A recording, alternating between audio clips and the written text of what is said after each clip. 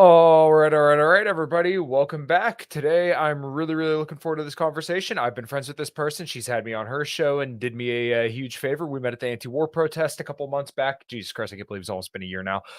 So anyways, without further ado, make sure you hit all the links below to find where you can find my guest, find myself, and everything I got going on. And let's do this, guys. What is up, everybody? My name is Kyle Matovic. I am the host of the In Liberty and Health podcast, where we talk all things liberty, health, and wellness, and beyond. My hope is to encourage and spread the message of liberty and physical and mental well-being.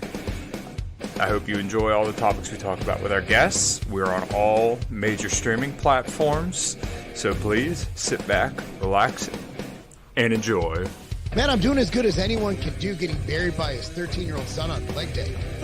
I'm not going to apologize for not being on this podcast because I got to go see Metallica. So if that's a problem, kiss my ass. Okay? All right.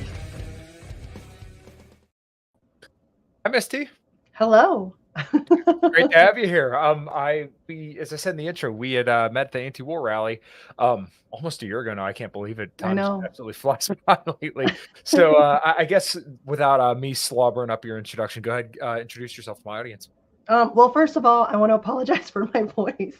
I feel like that's going to be the elephant in the room. I've been a little sick all week, and then yesterday woke up with no voice, and now I have a Mickey Mouse voice. It kind of goes in and out. So my apologies for how annoying I sound. But I'm Misty. I host a show on TNT Radio called The Misty Winston Show, very creative title. And I'm also a longtime activist for Julian Assange, free press freedom. And yeah, I'm a pretty prolific tweeter, I guess, too. But that's about it, I guess.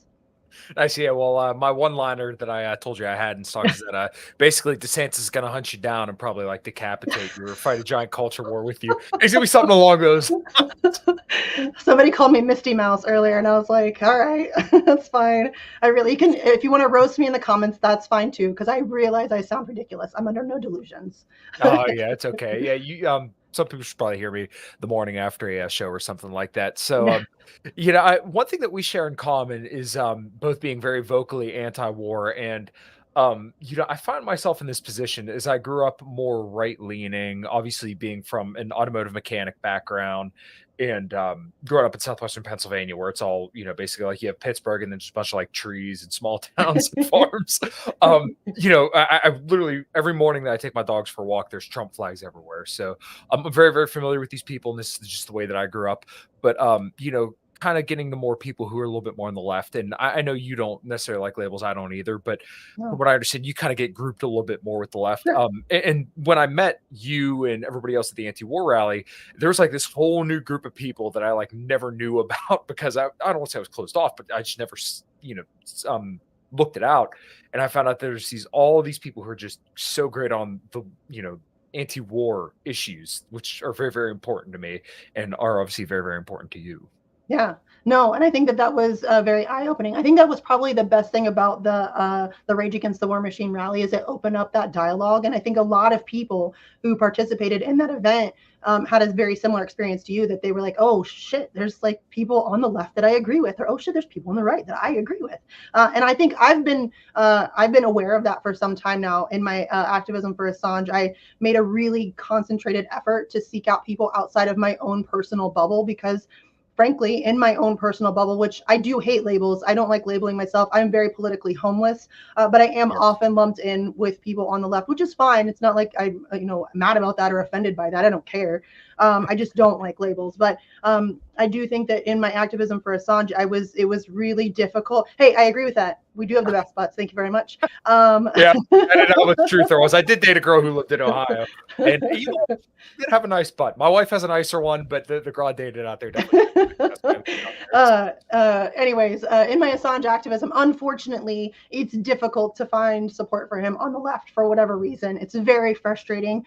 And so I made a conscious decision to sort of try to find people outside of my political bubble, because I'm willing to find allies anywhere I can, and really that's what led me to the libertarian movement, because libertarians are fan-fucking-tastic on Julian Assange. And so that's how I got introduced to people like Reed Coverdale and Scott Horton and Clint Russell and Kyle Anzalone and Connor Freeman and all of those people who have now become, good friends of mine. They're regulars on my show, and they do great work on the Julian Assange stuff and cover it regularly. So I think a lot of people had that same experience that you did, though, where hey, there's people out there that we may not agree on everything, but I think anti-war is a pretty significant issue, and if you can find agreements on those things, I think that's always a win. Yeah, absolutely. And it's really, really encouraging for me because one thing that I've just absolutely beat to death on the show is the whole coming war with China. And it's not a cold war. It's not a proxy war. This is going to be, or at least they want it to be, a hot war. And there's nobody on the right that's good on this issue. I mean, with the exception of maybe Ron Paul and Thomas Massey. But I mean, they're like the mainstream right are the main perpetrators of all the China propaganda and all the China hawkishness. And when you try to bring this up with people, they just have no idea, and they don't have any idea about the giant military buildup or anything. And what they fail to understand is that Joe Biden he's so terrible. And this even goes to the Israel-Palestine issue. But I mean, he took the most money out of any senator ever, any person in our political office. He took the most money from the Israel lobby out of any person ever. Yeah. And people think that he's like not doing enough for Israel. Like, this dude is a die-in-the-wool Zionist. Yeah. And even his campaign, he was saying that Trump wasn't hawkish enough on Russia. So one thing that I've come to really appreciate about people who left is that they're good on the war with China, which, like I said, it's just in my lexicon, these people are nowhere to be found. Yeah, which is unfortunate. I mean, that's what I think is so frustrating, and that's why it's been so nice to find those people who are consistent on principle, because there are a lot of people on both the left and the right who, like you said, on the left, they may be good on China, but they suck on Ukraine. And on the right, they may be good on Ukraine, but they suck on China. And I like finding those people where it doesn't matter where you fall ideologically, you are just anti-war, period, end of story, consistently. There's no equivocation, and that's so rare to find. And it's kind of the same thing I deal with free speech. There's a lot of people who, support free speech until their enemy gets silenced, and then suddenly they cheer for it.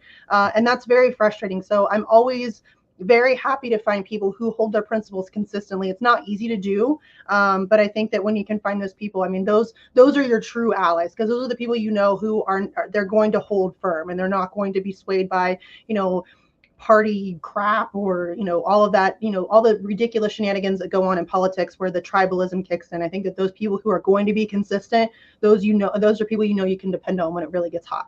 Yeah, absolutely. And it's kind of funny to see Ron DeSantis being hailed as this hero for freedom. And he absolutely did do good when it came to COVID. Like, sure. I will absolutely give him that all day, every day. But though, like, people refuse to acknowledge it. Like, hey, BDS stuff and literal laws on the books that say, like, you cannot criticize Israel on college campuses. Like, it's kind of a big deal. Like, that's not like something that you could well, this isn't anything. Like, imagine if this man was president and everybody wants to fight me on this. Oh, he's not a neocon. Are you serious?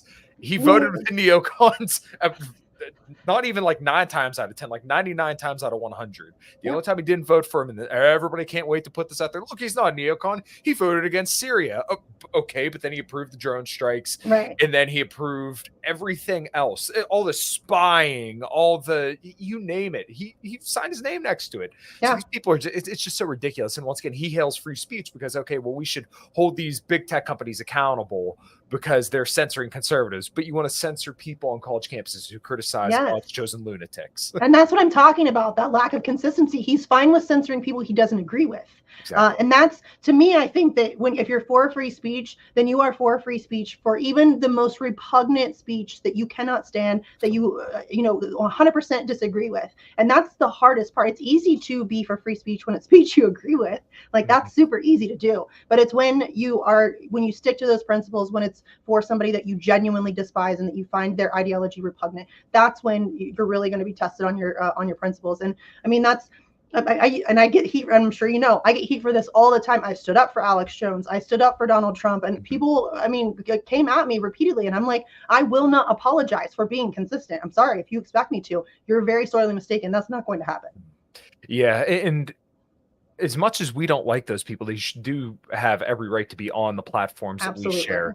And people kind of throw out the argument of, oh, well, they're a private company, bro, which is the tired libertarian argument. But I mean, at a certain point, we realize that like what we're doing right now has melded so much with our public lives that it really is almost indistinguishable, especially after 2020, when you had to have online meetings and stuff like that. So, if you can't have payment processors, if you can't go on Twitter and stuff like that, okay, well, and pretending that our governments aren't thoroughly involved in big tech decisions is really delusional. I mean, we've seen through the Facebook files and through other methods of WikiLeaks has exposed a lot of this stuff as well. But big tech is there is no gray space. There is zero gray space. I mean, there's a revolving door. A lot of like Twitter executives will go to work on the Kamala Harris campaign or the Joe Biden campaign, and then, they just recycle each other. So it is just this one big clusterfuck of corruption. And so the idea that people are still trying to pretend as if they're private companies is completely absurd. They are thoroughly entrenched within our government.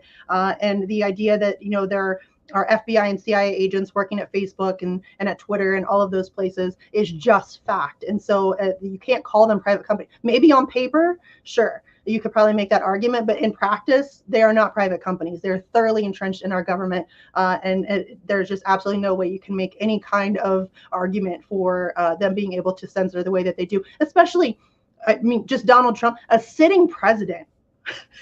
A sitting president was like taken off the entire internet. Like Pinterest censored Donald Trump. Pinterest, it's like a ridiculous mood board thing where you like post ideas for soup and whatever decorating, and they even censored Donald Trump. He was literally just taken off of the internet. And I knew it was bad. Obviously, I've been doing this for a long time. But when they took a sitting president down, I knew we were really screwed on the issue of free speech, and it just continues to get worse. Yeah, absolutely. And everyone hails Elon Musk as another free speech hero. But yeah, that's also laughable because he won't even stick up for Alex Jones as much as, the Sandy Hook and all the other stuff that he says is absolutely retarded. He should still be allowed a platform. Yeah, absolutely. And Elon Musk is such a free speech hero that I am currently right now, if you go to search my name, it works for some people, but if you go to search my name on Twitter, it doesn't come up. I am hardcore.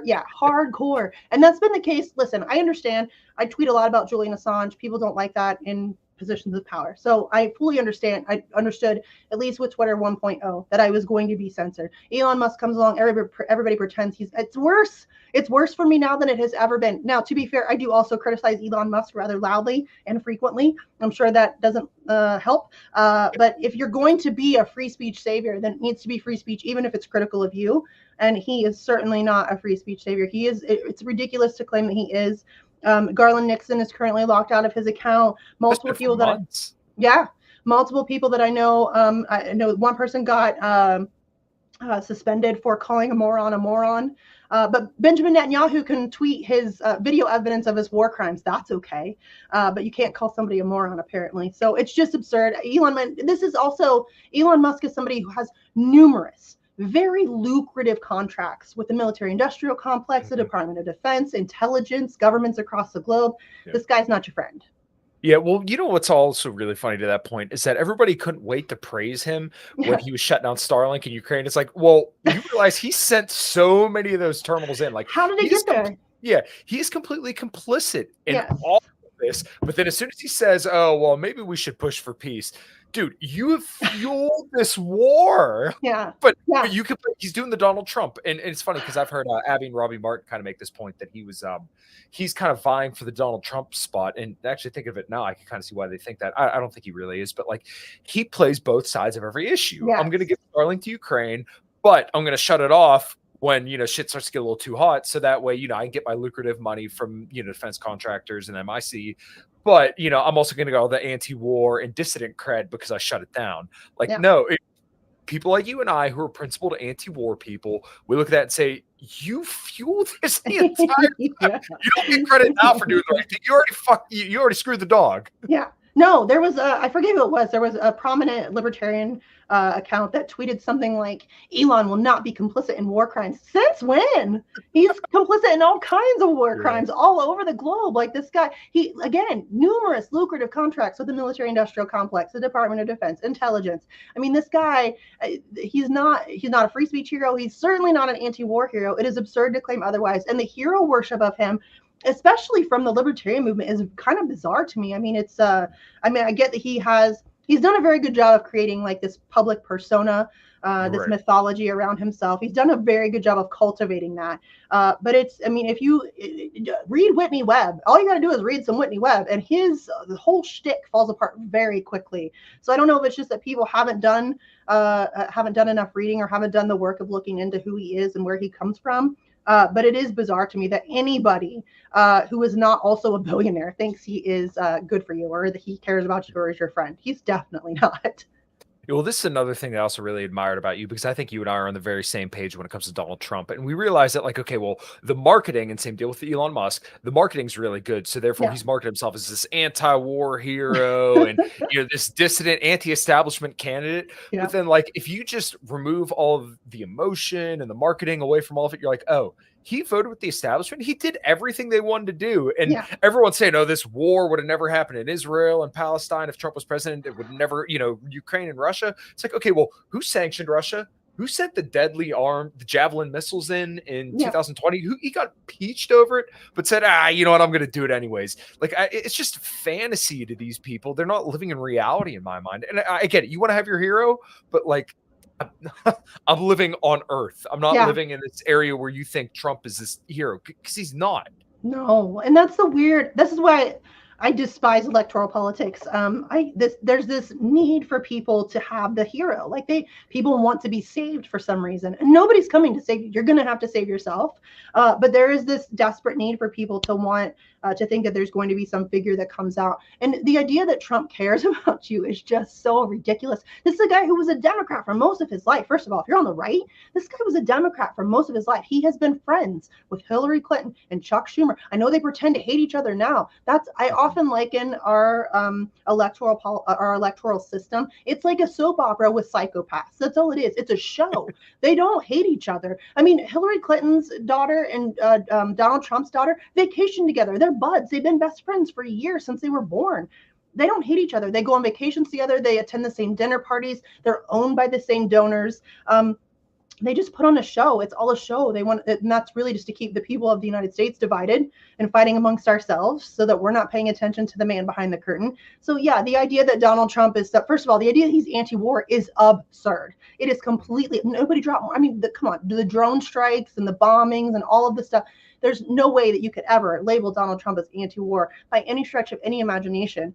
And he's not anti-establishment. He's not some outsider, but they're doing a really good job of presenting him as that. And it's just unfortunate that people fall for those kinds of things, because it really just keeps people sucked into the electoral process when you're not going to get any substantive change from a ballot box ever, period. It's just not going to happen. They own the system. Yeah, absolutely. And it's really funny to me, because you couldn't think of like a more perfect situation for Donald Trump than to skate out and actually lose in 2020, because he could still maintain that, he had the world's greatest economy, and then COVID shut him down. And then Biden takes fault for all the economic fallout from COVID and all that stuff. And then the foreign policy stuff, he booted that stuff like right out of his administration, and then basically landed Biden with this enormous bomb. And I mean, regardless if Trump would have got in, it would have looked identical, but I couldn't think of a better way for him to just skate out, and then he could still ride the dissident cred. And what I've always thought is that he made people very, very, especially dissident people, very, very comfortable, because they thought they had their guy in charge. But like, I don't know what else to tell you when he's still running around parading the certain treatment from 2020 that you can't say on YouTube, or else you'll get kicked off. He's still parading that, and people are like, oh, I wonder why he did that.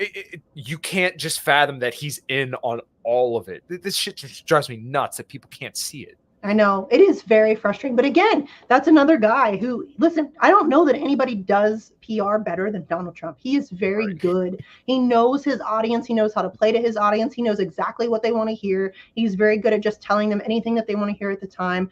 He means none of it. He's just really adept at that sort of I mean, listen, he's a WWE star. He's a reality TV star. I mean, he's done a really good job of kind of training himself for that. And he's been in that game.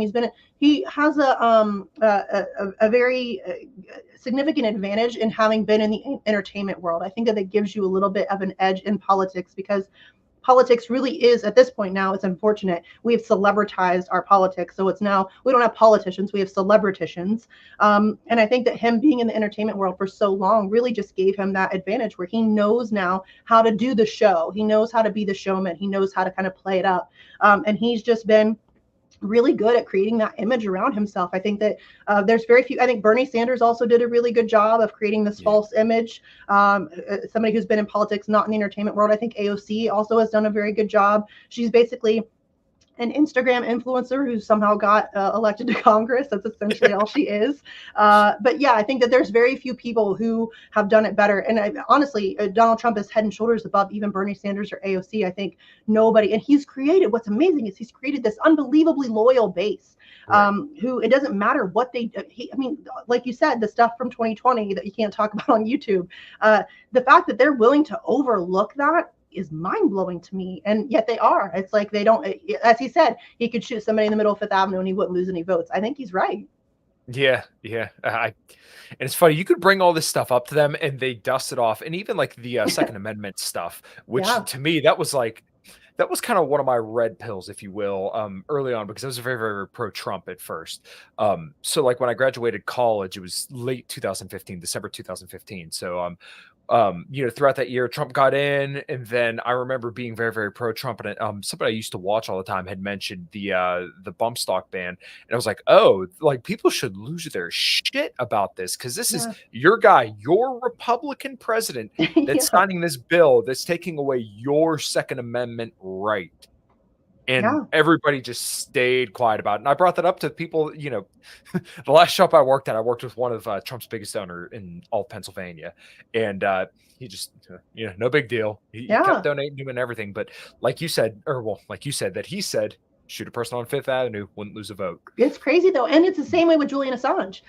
Trump supporters support Assange. Generally speaking, I have had very few experiences with Trump supporters who do not support Julian Assange. And the ones that do are usually just misinformed. They don't really know exactly what he's in prison for or whatever. But I think a lot of them support him because he exposed Queen Hillary. And I think that they love that, which is fine. I'll take that and use it. I'll exploit that support and use it if I can. But they don't. Then when you tell them, oh, well, it was Donald Trump who had Julian Assange arrested, or, oh, it was Donald Trump who spied upon Julian Assange inside the Ecuadorian embassy and had that information sent back to the CIA, or, oh, hey, it was under the Trump administration that plots were developed at the highest levels of his administration to murder Julian Assange in the Ecuadorian embassy. They kind of shut down after that. They don't like hearing that information. It's the truth. But they would, if you bring that up, like, for example, if I bring that up on Twitter, it's an instant block. They don't even, it's like they just shut down. They can't even take in that information, and they just block you, and then they move on about their life. And they'll continue to support him. I've exposed you to that information. You claim to support free speech and Julian Assange. Trump is not good. And then he failed to pardon him. So I don't know how you can claim to support Julian Assange and then in the same breath say that you support Donald Trump. The two things just don't go together. Yeah, absolutely. And I think to your point earlier about AOC and Bernie Sanders, that we really live in the age of social media, but also like marketing and branding, where everybody has to have their own brand. So, I tweeted out earlier, I'm the mechanic who tells you that it's okay to have artificial sweeteners and seed oils, despite having a podcast about health and all these other things. Anytime someone's car is broke down, like, oh yeah, this seems like a Kyle thing. Seed oils. Oh my God, Kyle's going to tweet at you. He's going to be so mad. But yeah, I mean, that's essentially what it's about now, is that you kind of have to develop, your talking points and the stuff that you're kind of known for, and then people will memorize you by that. And you see this on a lot of the right media, is that they claim to be anti-war and anti-government, but then really this whole Israel-Palestine deal just blew up, I think, any idea that the right was principally anti-war. The only reason why they were is because Donald Trump said a few of the right things, and I think he knew that like they were the right things and didn't really believe them, but he knew that it would play well. And I think it was just a game of follow the leader. Oh, my guy said it. Okay, so yeah, fuck all the wars. Jeb Bush allowed us into war. But then as soon as, once again, this Israel-Palestine issue comes up, then everybody's like, oh, no, let's go back to George Bush. Yeah. Well, and it also doesn't help that the Israeli lobby owns our government, essentially. Yes. I mean, through and through, both sides, whatever that Yeah. means.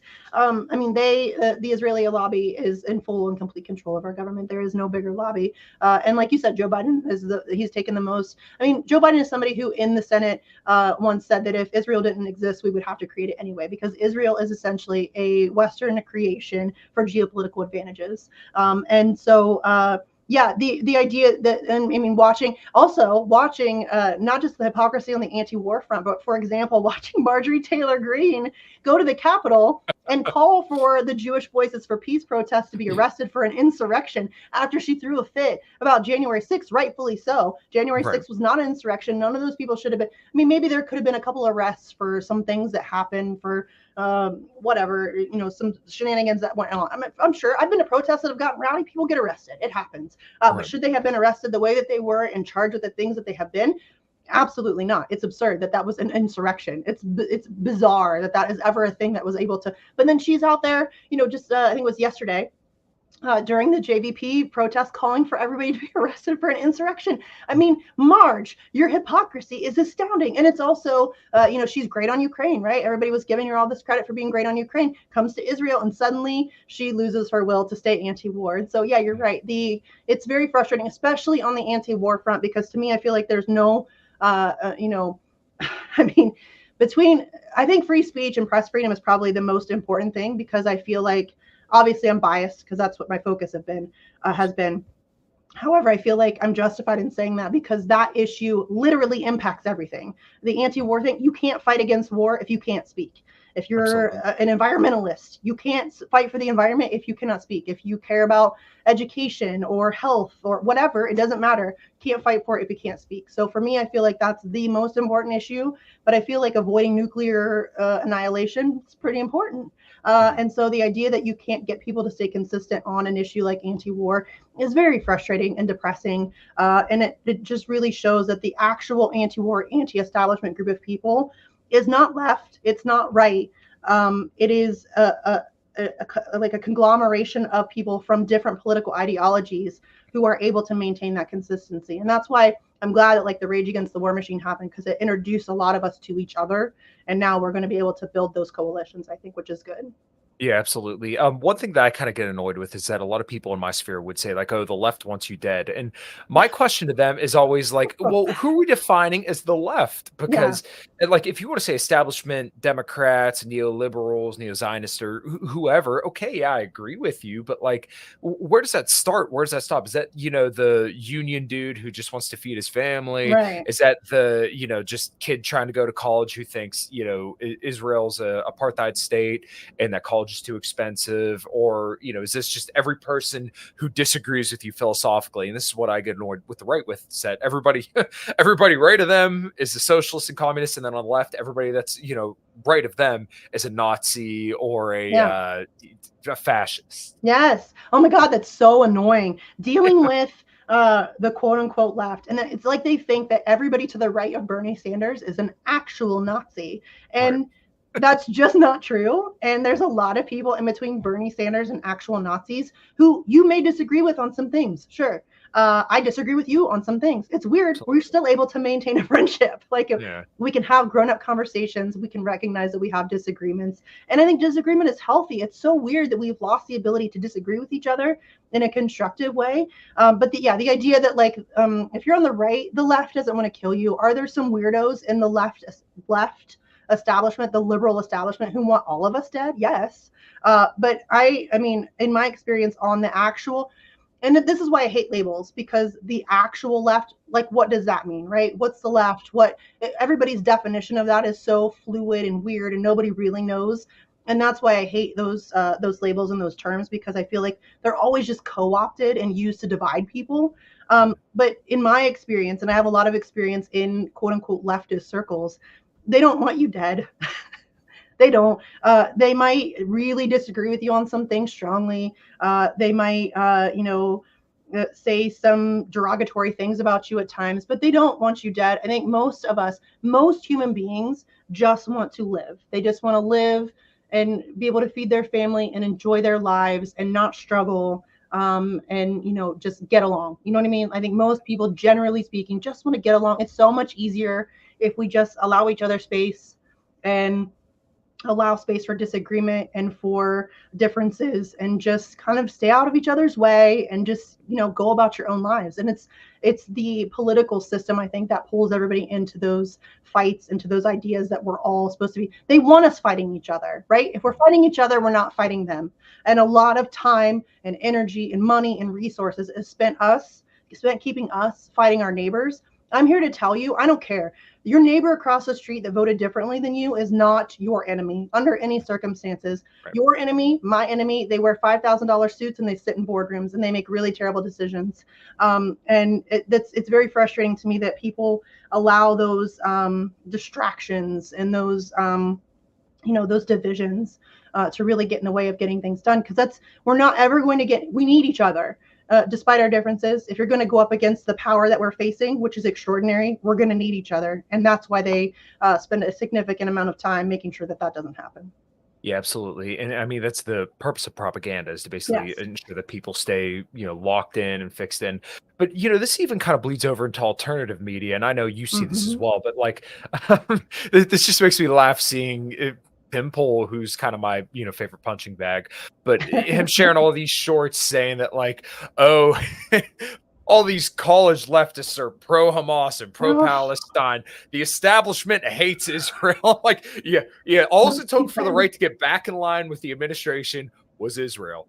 You guys just cannot wait for authoritarianism and pro-war, pro-interventionism when it comes to Israel, because there is no significant power that is against Israel. I don't know how many times I have to say this. The most powerful, players in our government are both lined up with Israel. Donald Trump, Joe Biden, all of them. RFK is a absolute Zionist. All the dissident, everybody that's running for president, that's a front runner, Ron DeSantis too. They're all fervent Zionists. Yes. and we're supposed to believe that there's like some division here. No, there's not. On this issue, they're all the same. No, they are. Yes. And like we just said earlier, Israel owns our government. All of them.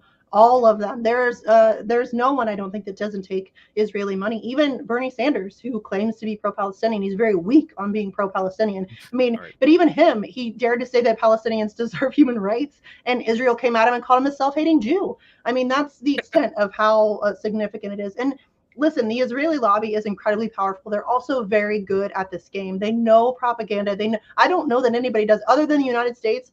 Nobody does propaganda better than Israel. There's just no question about it. But yeah, the idea that the Temple says that the establishment hates Israel, that is so fucking dumb. It's like the dumbest thing I've ever. I mean, to be fair, I don't watch a lot of Temple. I've seen like some clips, maybe like 10 minutes total of like Temple show. I don't know a whole lot about him. But the idea that anybody says that the establishment hates Israel is like one of the dumbest fucking things I've ever heard in my life. That is so contrary to reality. I don't even know how to wrap my head around such a statement. It is bizarre that the establishment does not hate Israel. The establishment is owned by Israel. And that is, I mean, how else do you expect for Israel to get away with what they've been getting away with? If you look at the situation in Israel, we're talking about decades of occupation, brutalization, apartheid. I mean, even the UN calls them an apartheid state. It's just not debatable at this point. And they've been committing an unbelievable amount of war crimes against humanity. They've been killing children in a record pace. I mean, I think that they were killing like a children every 3 days. And that was before this whole situation. I think now, currently, this past couple of weeks, they've been killing a Palestinian child, one every 15 minutes. Thousands of kids have died, and they just get away with this. So there will be no reckoning. Like I said, Benjamin Netanyahu was able to tweet out videos of actual war crimes, of him bombing hospitals and mosques and civilian infrastructure. There will be no accountability because Israel is above the law. They are above the law. They've been able to get away with this. They have an open air prison, which frankly, we need to call it what it is. It's a concentration camp. It's not an open air prison. Gaza is a concentration camp. And the idea that is able to exist. I mean, I think one of the most telling things about the past couple of weeks is the idea that Israel was able to turn off the water, power, and food sources. If Gaza's free, how does Israel have the capability to do those things? Gaza's not free. They try to proclaim that, oh, well, Israel's been out of Gaza since. No, Israel has been 100% occupying Palestine for decades. They've been brutalizing those people for decades, and then they've been able to get away with it because the establishment loves Israel. And frankly, the United States, we helped to create Israel for geopolitical interests. And so historically speaking, that is just so absurd.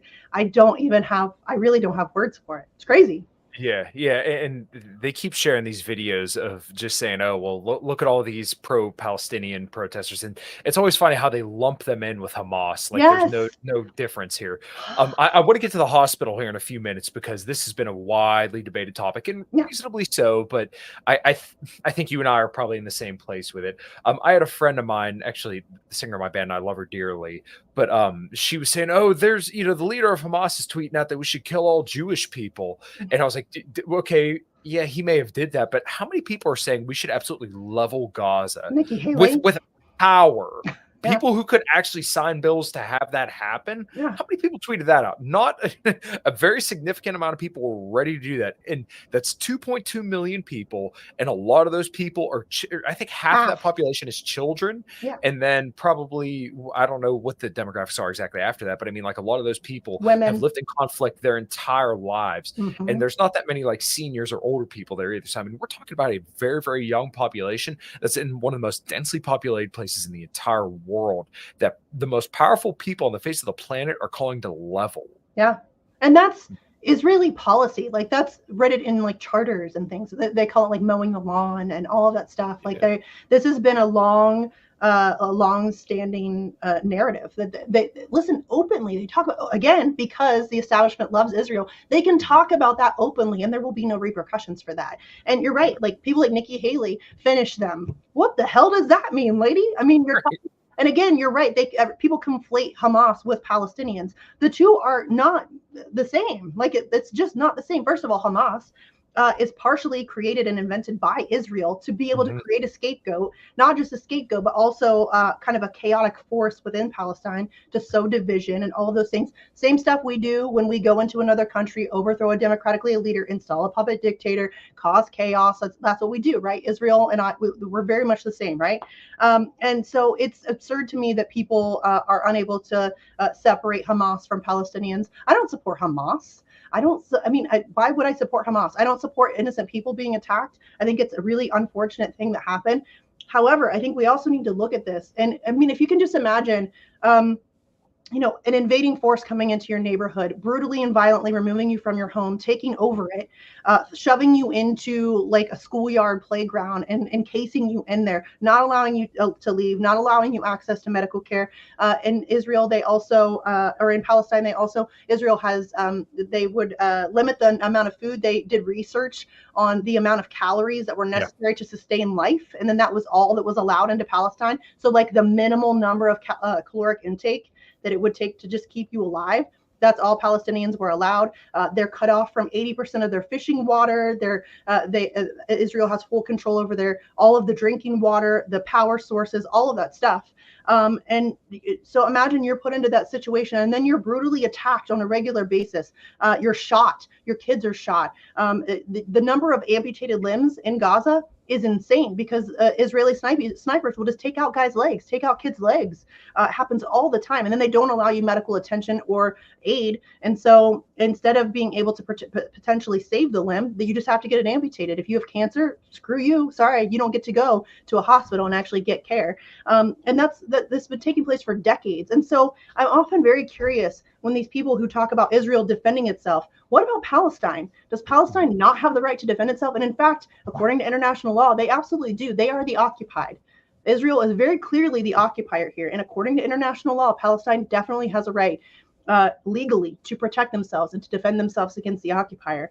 So there's a lot of people who like to pretend like that's not the case, or that this conflict just kicked off on October 7th. This has been going on for decades. And so I just wonder, what do people think Palestine should do? How are they supposed to react? How are they supposed to defend themselves? What is the proper way, in your opinion? Oh, great knowing person who has no experience in living in Gaza and experiencing these situations. what would you have them do? I don't like that innocent people get attacked. I don't like that there's war at all. I don't like that there's a conflict at all. But I just don't know what people expect of Palestinians. And are they just supposed to continue to take it, and for their kids to continue to get murdered, and for their women to be brutalized, and for them to have to live under these horrific circumstances forever? Is that just, they're just supposed to accept that as their lot in life, or do they get to fight back? And it's very weird to me that people are unable to put themselves in the Palestinian shoe and recognize what they have been dealing with for 75 plus years. Yeah, it's a very, very strange thing. And I found that even trying to bring facts to people, they just like don't want to hear it. Oh, Because I mean, you look at like the power imbalance, and it's not that I necessarily care about power imbalances per se, but in this kind of situation, when you have the IDF literally sniping children yeah, during the Great March of Return, slaughtering people on Medic. demand, saying, yeah, Yeah. when there's people anywhere 300 meters within proximity to the fence, you Yeah. shoot to kill, Mhm. and then murdering press, like when they have a giant press vest. Who was that? Shireen Abu Shireen Akleh? Abu Akleh, yeah. Yeah. She was assassinated, shot in the neck. Yeah. And she had a bright yellow press vest. I mean, this is none And then of they this lied stuff. about it. Right. Anthony Over and Blinken over covered again. for it too. Yeah, yeah. Mhm. Yeah. And they do that all the time. They commit atrocities like that all the time. They murder kids. They lie about it. They set the spin machine moving. They set out the propaganda. They tell the United States media to lie about it. They cover for them. And it's this whole perpetuating cycle. And they do this on a regular, I mean, this week, the hospital and all of that, this is not the first time they've struck a hospital. They do Okay, it I'm glad all you're the going. time. Yeah. All the time. I mean, this is a regular occurrence. In fact, just recently, there's like 22 hospitals they have bombed, or 22 different attacks on hospitals just in the past couple of weeks. I mean, this is a regular occurrence. Mosques, civilian infrastructure, schools, you name it. They do it on a regular basis, not just since October 7th, but over the past many decades. This is a regular occurrence for Israel. Yeah, well, and the other thing is that they have a notorious reputation for lying about it too. Yes. So I guess this kind of brings us right to the hospital attack. So initially, I remember Pat in our little group chat with Dave DeCamp and all the guys who are regulars on your show. I absolutely love those guys, and I Yeah, cannot sing their me praises too. enough. They do incredible, very, very important work that they just get nowhere near enough recognition for. But I remember Pat sent over the video, and it was that video of all the bodies. I think it was like initially they said, okay, well, 200 people died from the hospital, and nobody knew what exactly was happening. And then, we've just been kind of mulling it over, and there was a community notes on a tweet that said they believed it was the Palestinian Islamic Jihad that had a misfire that hit the hospital. But by my understanding of this is that like the amount of people that died, that likely wasn't the case. And once again, Israel had put out a fake recording that was proven to be fake. Yeah. And then they said they didn't hit the hospital, and they have a history of striking hospitals and lying about it. Well, and they've been threatening these hospitals and warning, yes. Hey, you need to evacuate. We're going to strike your hospital. Again, they announced that they were going to hit 5 hospitals. They're just announcing in advance their intent to commit war crimes. That is a war crime. Bombing a hospital is a war crime. Yes. And again, that's part of the reason why Hamas was invented, because then they could label the entirety of Gaza as a militant force or as a threatening force, whatever. But that's where the conflation between Hamas and Palestine comes from, because then they can, Hamas is in the hospital, so we got to bomb it. That's the whole logic behind that. But yeah, I mean, they have been threatening to bomb these. They've been bombing these hospitals. Just a couple of days before the hospital got bombed, they bombed the cancer ward of that same hospital. So, I mean, the idea that and not only did they put out that fake recording of the 2 supposedly Palestinian fighters that was very easily debunked, they also try to use a video from 2022. From August of 2022. I'm sorry. If you didn't bomb the hospital, you don't need to put out fake information using videos from over a year ago, using fake audio recordings of supposed Hamas fighters or Palestinian fighters or whatever. If you really didn't bomb the hospital, you don't need to lie about it. You can just tell the truth, and the evidence will show what you're trying to claim. The fact that they're using that kind of stuff, I was open to being wrong. I came out very strongly against it because I know the history. I know Israel's propensity for bombing hospitals. Obviously, I've seen in the past couple of weeks, they've been warning about it. They've been calling for them to be evacuated, which calling for a hospital to be evacuated in 2 hours is ridiculous. It's not possible. These are people who are on life-saving medical devices. You can't just move people out of a hospital in 2 hours. But yeah, the idea that they were calling for all of that stuff and warning to evacuate and everything, and then the hospital magically gets bombed, and then they're like, oh, it wasn't us. Yeah, okay, the hospital you've been threatening to bomb all week got bombed and it wasn't you? Sure, bud. I mean, it's just ridiculous. I was willing to be wrong, though. I mean, listen, there have been times where Hamas have had misfired rockets. That has happened.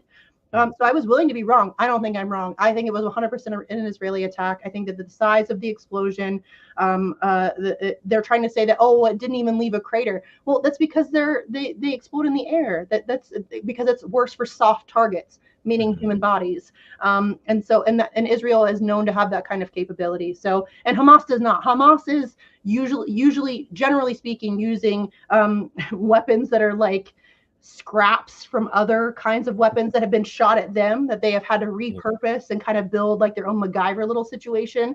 And if you look at the disparity and the differences between what a Hamas rocket looks like compared to an Israeli airstrike, it's very clear. And I think that if you're looking at those, I mean, I've looked at all of the, I mean, not all, I'm sure I've missed some things, but I've tried to examine as much as I can to make an educated and informed opinion here. And in my opinion, I think there's no question that was an Israeli airstrike.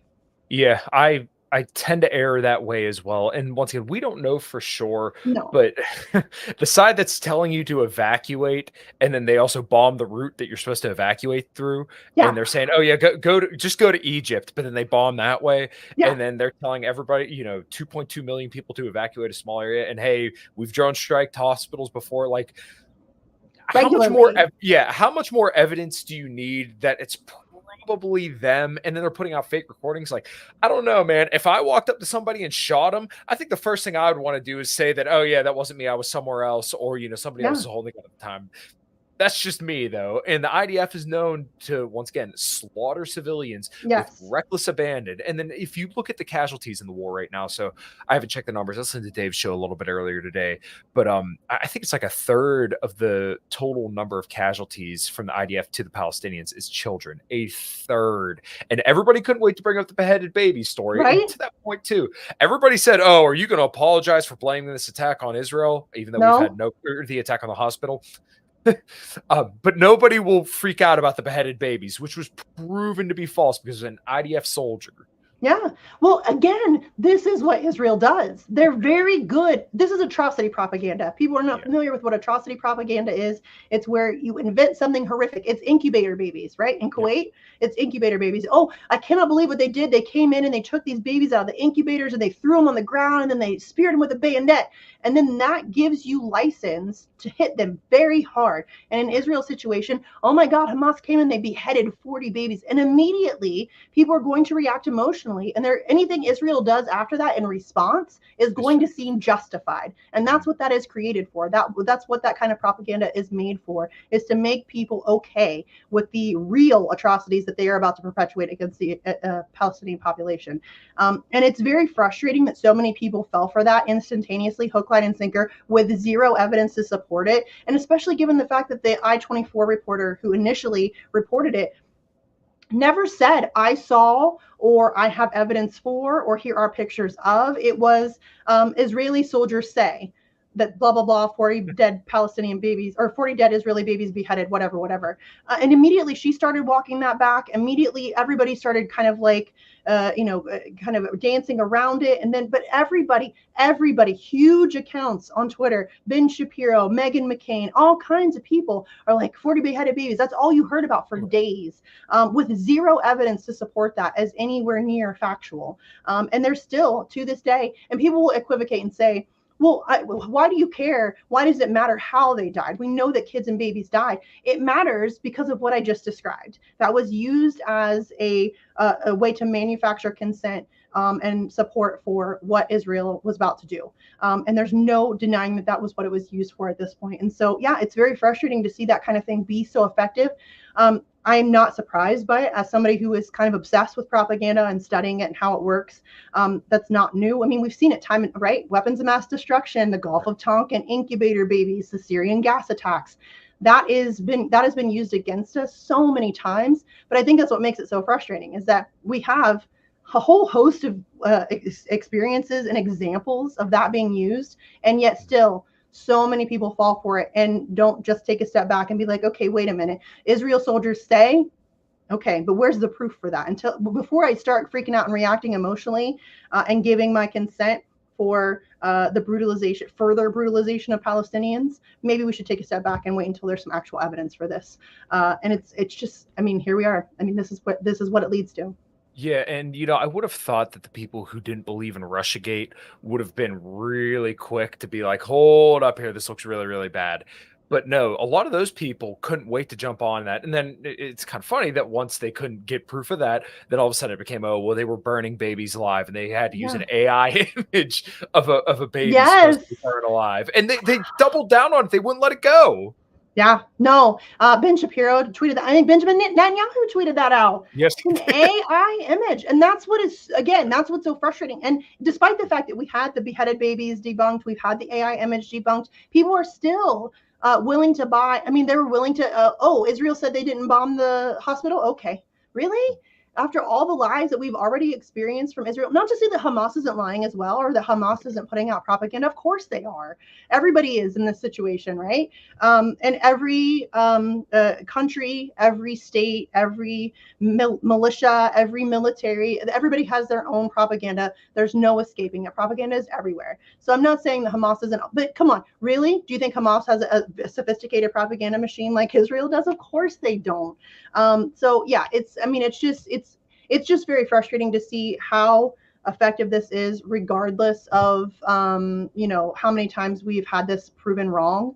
I often wonder, how many times does your government get to lie to you before your sense of skepticism kicks in? I'm just curious. Yeah, it's so interesting because, like I said, you would think people would know better at this point, but unfortunately, this conflict really dropped the mask off a lot of freaking people, and Yes. It's been kind of upsetting. But I think anybody who had half a brain kind of realized like this was always going to be the outcome of the populist right when it was their time to shine, so to speak. And it's the same deal with China and Taiwan. As soon as anything pops off there, everybody's going to be Lindsey Graham. Everybody's going to be that way. And then I kind of had some hope for RFK, and this is somebody that you've gone to bat with, and I kind of had the mask pulled off my eyes when it came to all they had to do was just call him an anti-Semite once, and then he could not wait to go on a full speaking tour of just a full Zionist campaign, and have his buddy Rabbi Shmuley with him at all times, and talk about going to war with Iran. And then he's even like backpedaling some of the stuff that he said that was good about China. I was excited for RFK's campaign because I'm like, wow, finally a presidential candidate who actually is like seriously polling that is good on the war with China. But then he just quadruples down his support for Israel and will not freaking budge. So I mean, that just really to me made him look so fake, and his whole campaign to me, as soon as that happened, I'm like, he's done. Send him home. He killed his own campaign. I think Scott Horton even said that. I don't think I've ever seen a campaign self-implode as quickly as this one has. And I'm not surprised by him at all. Like, I was not pumped for RFK because I know who he is. And people keep trying to say, well, he only did it because they called him an anti-Semite one time. He's a lifelong Zionist. His family, lifelong Zionists. They are firmly entrenched in the political establishment, despite the fact that his family has so-called disowned him. They are still they're Kennedy. He's a Kennedy.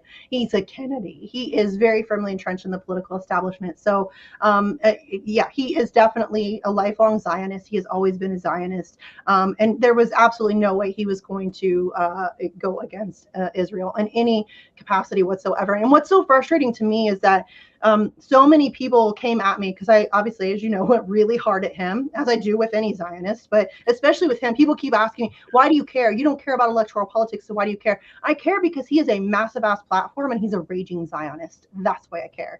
Every time he opens his mouth about Palestine, he lies, and it is the worst, most grotesque lies about Palestinians, and it is unbelievably harmful and dangerous, and it's not okay. So that's why I care. But I went really hard at him, and a lot of people, which I'm used to, attacked me for it. And one of the things, the argument that they were most commonly using, which was so gross to me, was it's just one issue. It's not just one issue. Are you ridiculous? Like, it is. one issue. Who helps the surveillance camp, all of the surveillance stuff across the globe? Israel. Who controls most of that software? Israel. Who police brutality? Care about? Who do you think trains our cops? Israel. Okay, you want to talk about it's just Palestine? It's just no. It's Syria. It's Lebanon. It's Iran. It's the entire Middle East. It's a whole host of issues. The idea that anybody is trying to boil that down to it's just one issue, and people kept saying nobody cares about it. People care now, don't they? And it's weird because I had the foresight to be able to see that a situation like this was very possible and almost, frankly, just likely. I mean, we've seen these kinds of things, the Great March of Return. We've had numerous different examples where this situation heats up. And so, of course, this is going to happen. Yeah, the Twin Towers, I think that's what you're meaning there, Billy. Yes, yes. We'll go there. It took me a second. Yes. I think that's what you mean. I'm wrong. I'm sorry. I'm thinking urban moving systems are dancing Israelis. Yes. Yeah. So, I mean, it's not just one issue. And the idea that anybody was trying to condense it down and make it meaningless and that nobody cares. People do care about Palestine, first of all, very clearly, as you can see by the thousands upon thousands, millions probably of people across the globe who have been out in the streets protesting the situation. Thank you, Billy. But yeah, I mean, it is.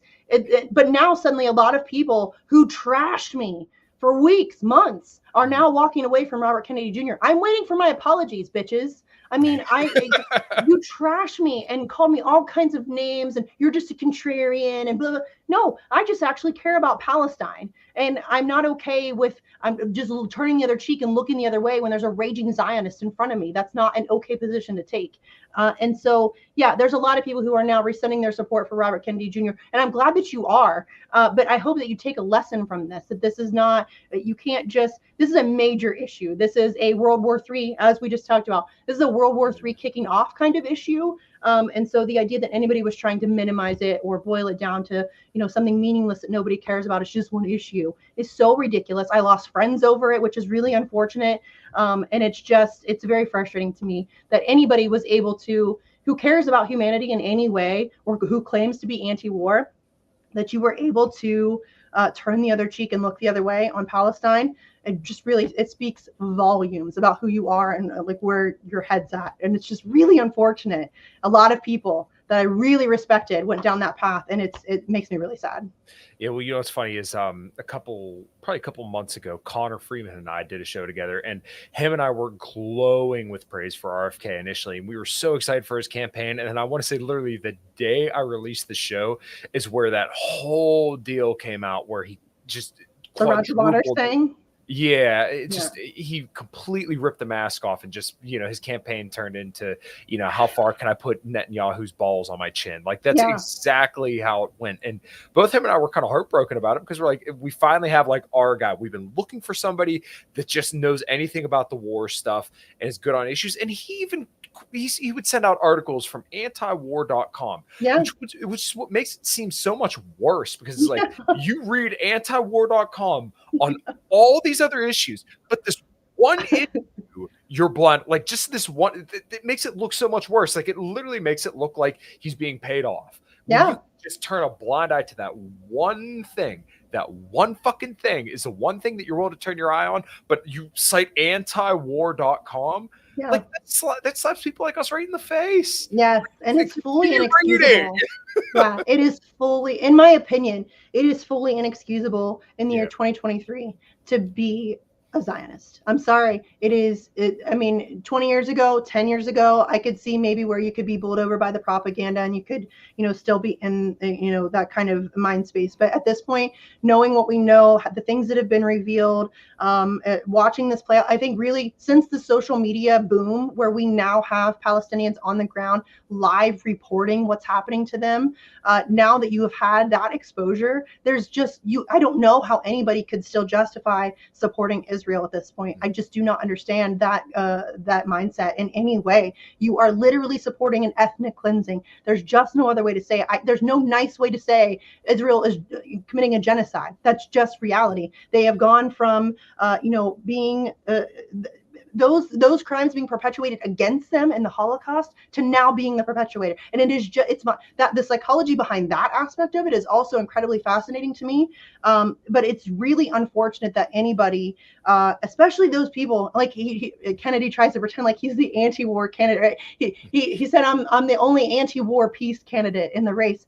My guy, shut the fuck up. You just shut the entire fuck up. I mean, the idea that he has the balls to say that he's a peace candidate as he supports the absolute brutalization and annihilation of Palestinians is just disgusting. It's insulting to my intelligence. And it's just, again, it's just inexcusable. And again, the idea that he's tweeting out antiwar.com and he reads Caitlin Johnstone and you're pro-Israel? I mean, get the fuck out of here. I have no time for that at all. None.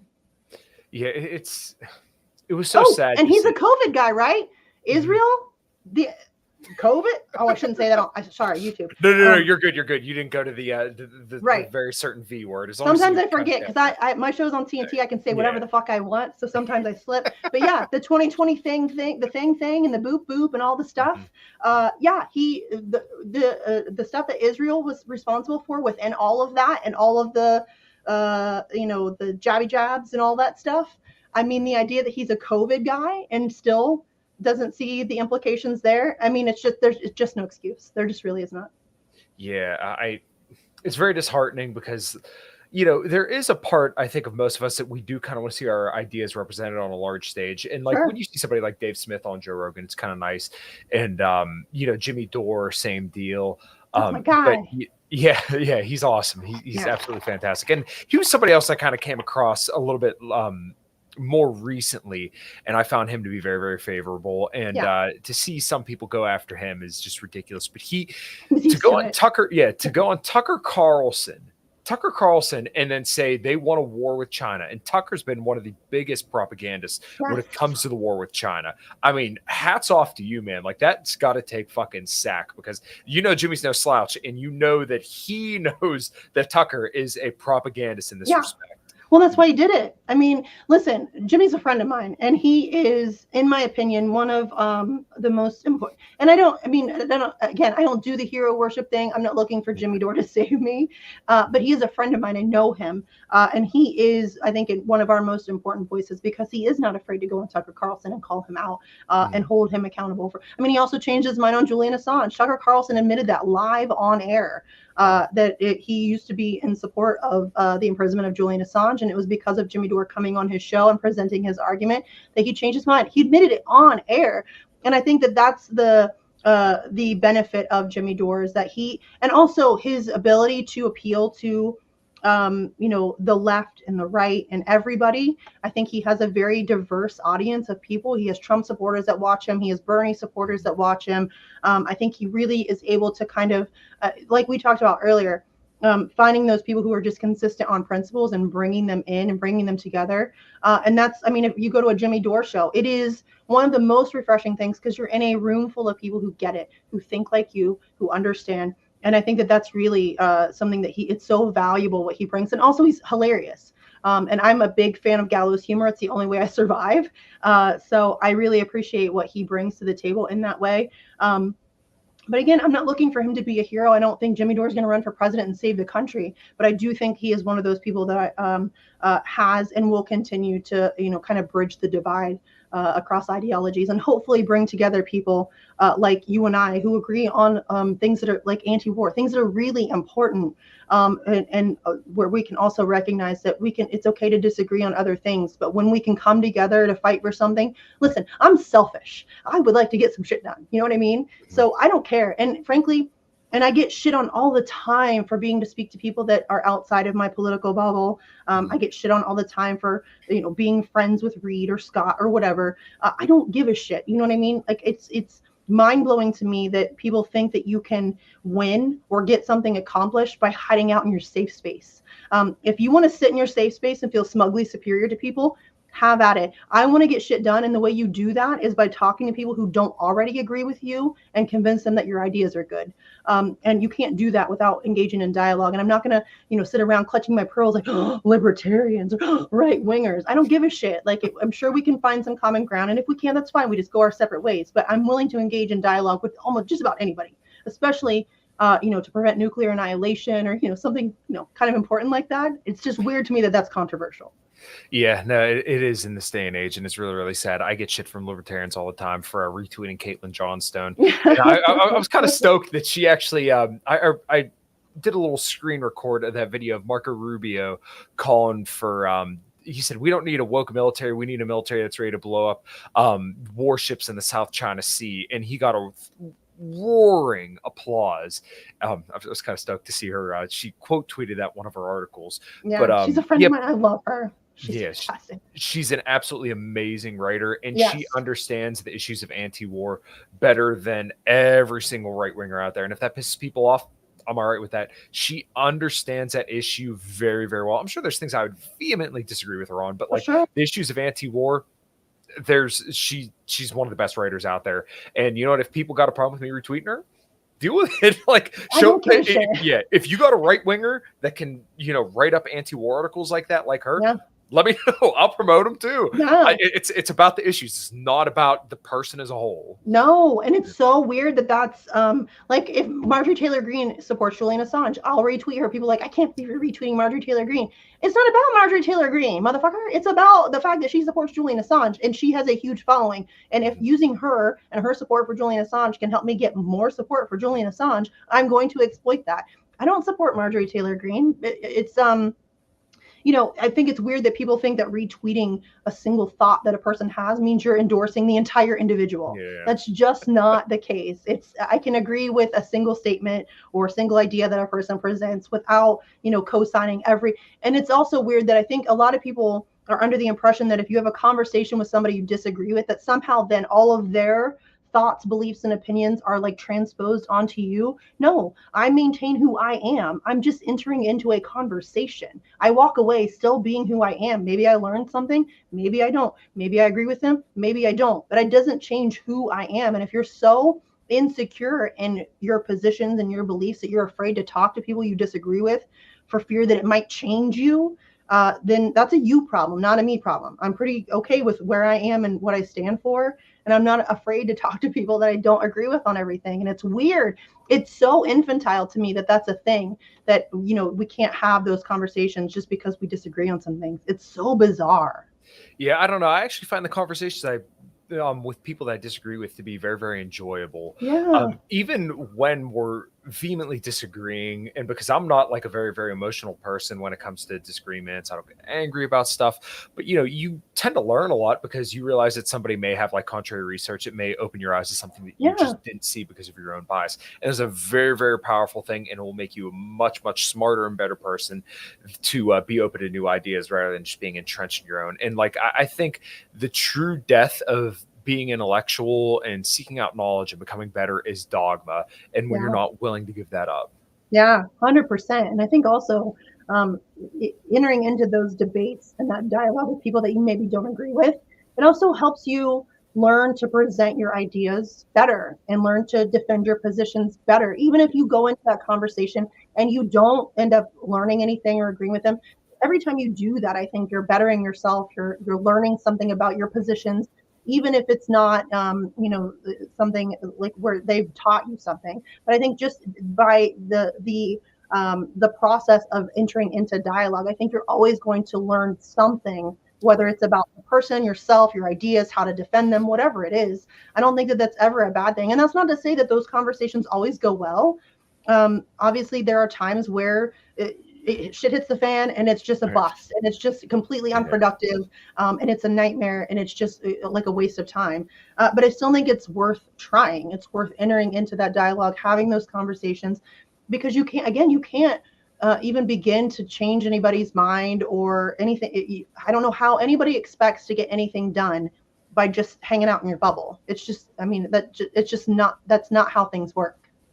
Yeah, I completely agree. Misty, you've been absolutely fantastic. I've really enjoyed this conversation. I knew it was going to be a good one. I don't want to keep you any longer, so feel free to give your plugs and anything you got going on that you want to let the people know about.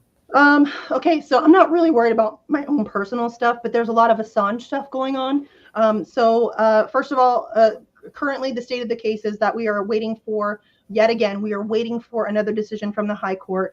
Months ago, everything in this case is dragged out and takes as long as humanly possible. But months ago, a single judge took 8 months to deny a request for appeal. So the Assange defense team entered in another request for appeal. This is kind of the last stop.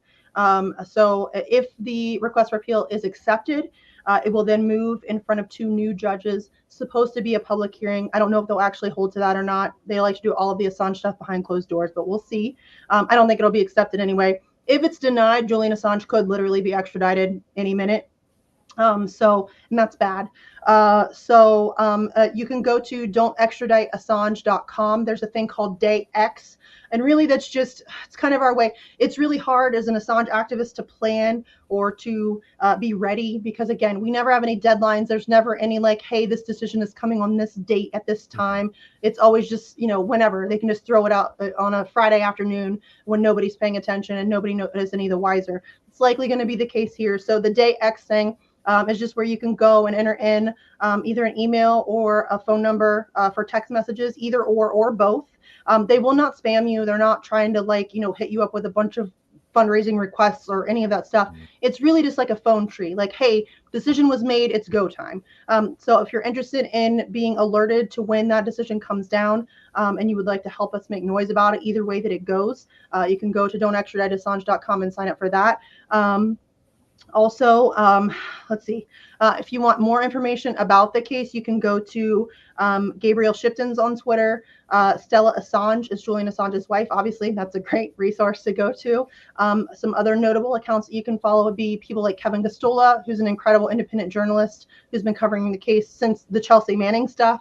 So from day one. Also people like John Pilger, Chris Hedges, Chris Williamson, Craig Murray. There's a whole host of Caitlin Johnstone's another fantastic resource. She does a lot of coverage of it. Really we just need, in terms of the Assange thing, we just need more awareness. Most people have no idea who Julian Assange is or what's happening to him or how it impacts their life. And I don't think a lot of people who even know who he is realize how this impacts their life. But if he is extradited, this will be the first time a journalist is charged and prosecuted under the Espionage Act. And we should also point out that he is a foreign journalist. He's not American. So this is the United States seeking global jurisdiction over information and journalism. That's really terrifying. And it opens a Pandora's box that, frankly, I don't think we can close. And that opens the entire globe up to just being detained. If you publish something, if you tweet something, if you blog something that Empire doesn't like or that embarrasses them, this could come for you as well. So this really is the future of free speech and press freedom on the line. So we need as much noise as possible. Just getting information out is really, really hard. Everything Assange related is shadow banned and algorithmically suppressed and all of that stuff. So we just need help getting the information out, tweeting the stuff out, sharing it with your friends, having those conversations, and then just sign up for the Day X thing. Get active if you can. Spread the word. Try to talk about it as much as possible. I don't know that we can actually win this one. I feel like we're really up against it, but it's definitely a fight worth fighting, because I feel like, again, once we lose these rights, I don't think we get them back. You know what I mean? So I would rather not have to find out. So yeah, if you could just get active on that. Also, I mean, you can follow me on Twitter. I tweet about it all the time. So I'm at Sarcasm Stardust. And then, yeah, I think that's about it. Really, just the Assange stuff is really the only thing I would really like to impress upon people. Awesome. Well, yeah, make sure you type in her full at Sarcasm Stardust, because you will not find her, because she, much like me, which I just found out, we're both search suggestion banned. Yeah. So when you try to type us in, you will not find us. So I guess if you're listening to me, once again, KyleMatovcik, KYLEMATOVCIK on Twitter, everywhere else you can find me.